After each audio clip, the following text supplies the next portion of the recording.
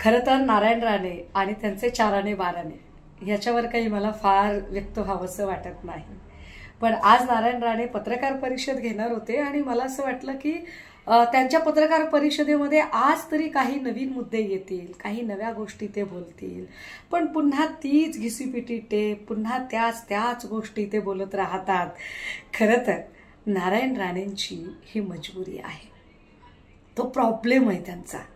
कारण अविघ्न पार्कची फाईल ज्या वेळेला किरीट सोमय्याने काढली आणि ईडी मागे लागली तेव्हा सगळ्यात आधी लोटांगण घेणारे हेच नारायण राणे.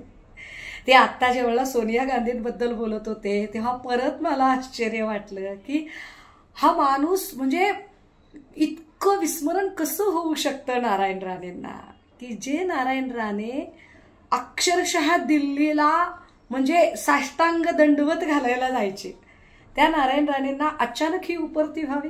बरं, कुणासाठी करतायत हे सगळं? तर देवेंद्रजींसाठी. कोण देवेंद्रजी?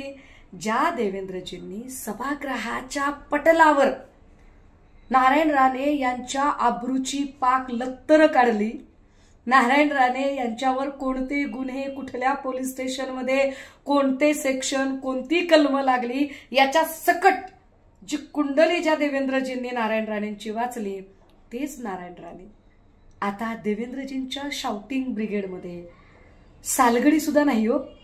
कारण एक सालभर तिथे राहतील का नाही माहीत नाही, सालगडी सुद्धा नाही.